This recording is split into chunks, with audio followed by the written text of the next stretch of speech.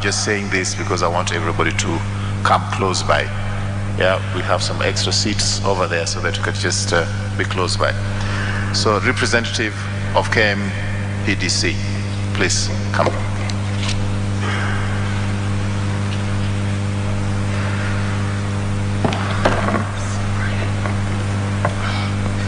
Well, morning, everyone. Dr. David Kariuki, representing the Kenya Medical Practitioners and Dentists Council, that I had a direct interaction with Professor Prof Magoha for more than 30 years. He was firm but kind to us. Firm because he said, as a student, he wants the day he will require to be served by you, you will know what you are doing. So he didn't care about how he treated you then, but he was very considerate. We all knew him in our own ways. Some as a driver without a reverse gear. Once he decides to move, he doesn't see a wall. For the 30 years, he has made remarkable contribution and service to the Kenyan health sector. It was with shock that we received information that Professor George was no longer with us. Very distinguished, he led our council through a period of incredible growth and strengthened our influence in medical regulation across our country, the East African community, and Africa. He was first registered at the council as a specialist medical practitioner, surgeon, in the year 1988 upon his return from studies in Nigeria and elsewhere. We then registered him as a subspecialist urologist in the year 2004. Beyond being a licensed specialist practitioner, an astute scholar, and a teacher of medicine, between 2000 and the year 2019, Professor contributed his own personal knowledge and administrative expertise for 10 years, one as a member of the council, which was called a board then, and a further 9 years as a chairman of the board. Professor won his first election, not a political one, a professional election, to serve on the board of the Kenya Medical Practitioners Council, because those days doctors used to elect somebody they think is going to advance their concerns, and Professor was elected for that. He won for a second term. After the second term, the government, through the Minister for Health then, recognized his dedication and appointed him as the chair of the medical board, a position he held until he was appointed a cabinet secretary for education. During the time he was with us at the council, Professor contributed to the numbers of medical practitioners in this country. When he joined in 2000, we only had 4,900 medical practitioners general in the country.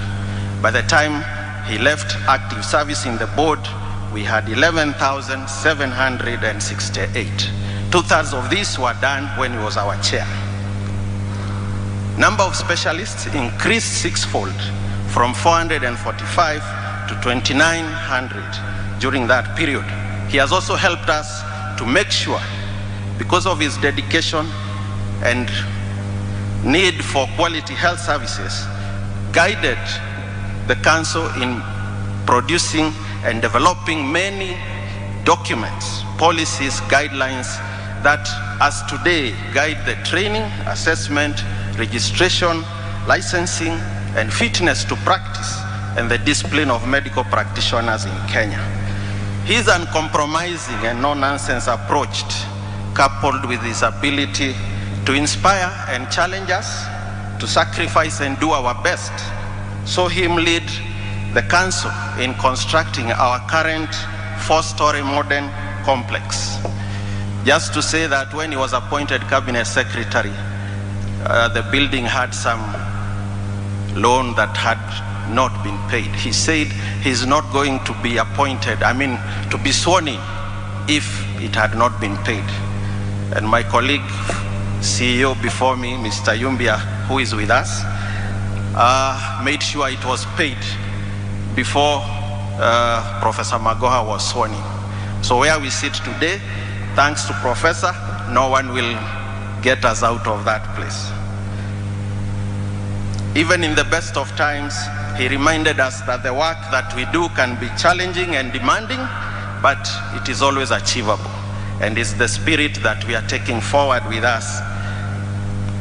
Beyond our borders, in the East Africa region, Professor led the medical councils of the East African community in ensuring that the countries in East Africa can be able to share medical practitioners when needed. And so he led in the development of joint checklists, joint documents, guidelines, and curricula for medical schools across East Africa, which we use today. So today, our Kenyan practitioners can easily work anywhere in East Africa.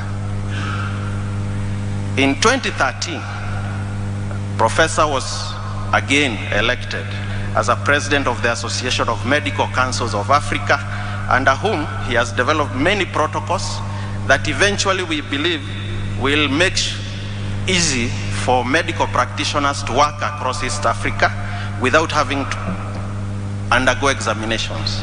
Thanks to Professor Magoha, this may become possible.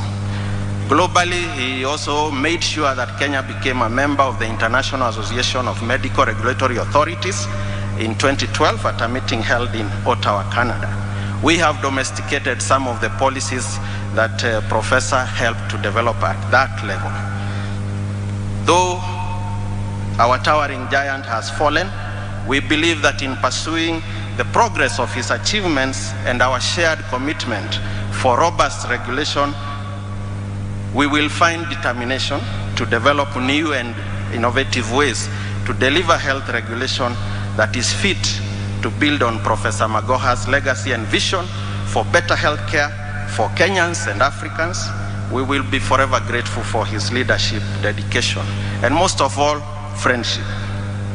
We also wish to convey our condolences to the family. Professor would never have been with us if Dr. Barbara and Michael did not share his life with us by allowing him time away to join us and build our council. So may the good Lord continue to give Dr. Barbara and family the strength to deal with this trying time.